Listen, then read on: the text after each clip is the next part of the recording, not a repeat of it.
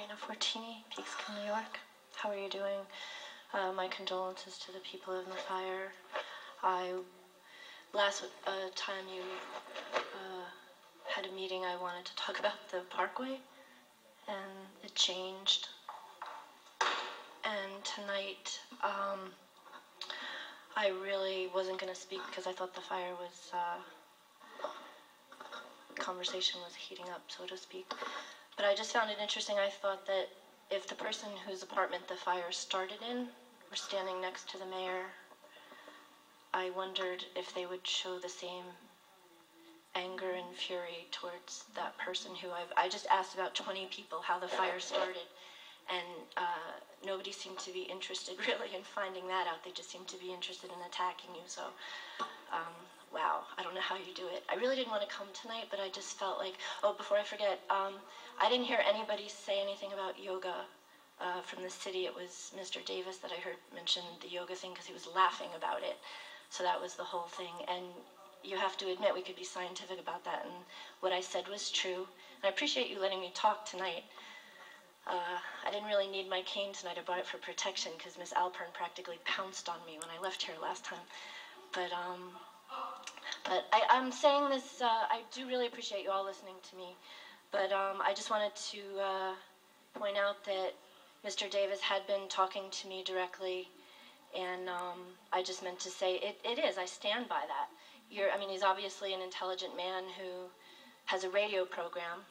I Googled, and I wondered if promoting one's books and radio program is appropriate if they're not Peekskill residents, and I would love to not see agitation when there doesn't need to be. And I wanted to say something about the issue of overpopulation tonight, but I'm not going to. But I did bring something that I wanted to read because I thought it would really be helpful. And look what I did. I wrote all this because I wanted to share this information. It has nothing to do with race, and it has nothing to do with the hostility you also want to seem to want to wrestle over and argue about and fight about. But I wanted to read this because I really thought it was important. So maybe I'll read it next time. Like I said, I wasn't planning on talking tonight, and so now I'm going to regret doing this probably because I don't know how inarticulate this has all been. But I just wanted to address something that was addressed towards me a little while ago. And I hope they do have yoga at Bowman Towers. And I don't know, I hope you all get through this. And I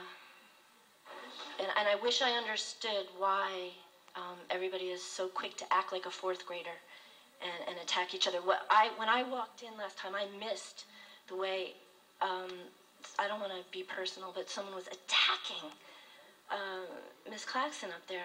And when I saw it on the computer, I was like, if I had been here, I would have been furious to just try to point out, like, in 5 minutes you can contradict yourself so incredibly by saying, we reached out to you. You know, like we were so polite when we reached out to you. And then you're saying the most vile, vulgar stuff. And the issue of overpopulation is really something that we should all think more about, because I think that's why we're all at each other's throats. Because money is tight, the economy is tough. Excuse me, please don't address her. And Ms. Fortini, please address us. Okay, yeah. No, the city clerk is timing him. Mr. Ondeck. Are you okay? Do you need help? Well, obviously I have to just say that's what I'm talking about. I thought this was going okay, and there's no reason that we can't be friends unless you really don't want to be. And I'm so not impressed with your sarcasm and your hypocrisy. Is she 5 minutes? And, yeah, okay, you're right. So, but hang in there. Take care.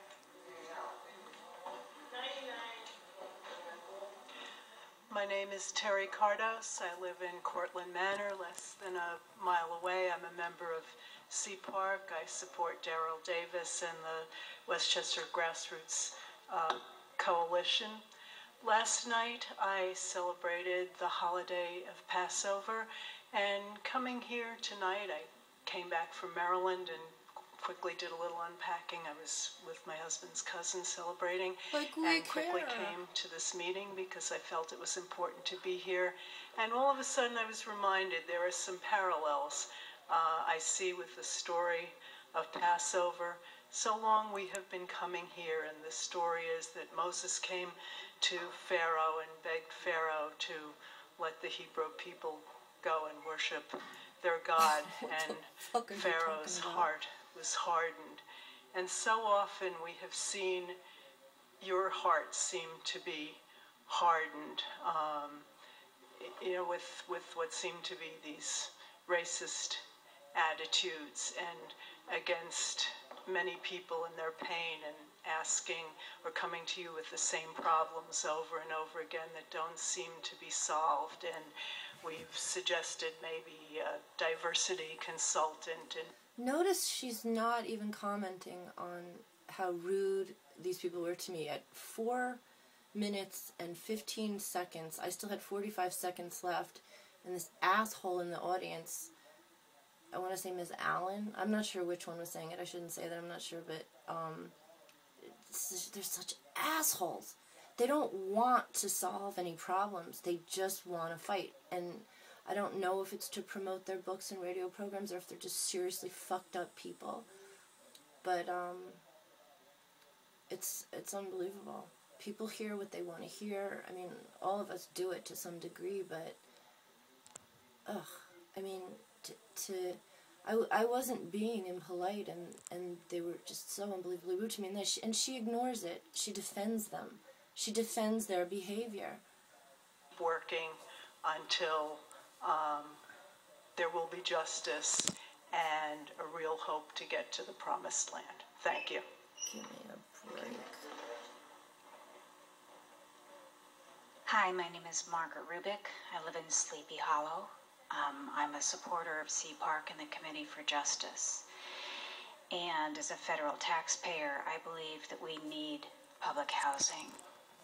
And I believe that the public housing should be safe and clean and well managed. I heard, this is the second time I've heard, that Mr. Phipps has been voted out. And I wonder why 30 days aren't even 30 days. It's more like 45 days. I also wonder why I submitted a Freedom of Information request for information from the Housing Authority. They had 20 days to respond. They haven't responded yet. It's been more than 20 days. So I understand that from a point of view of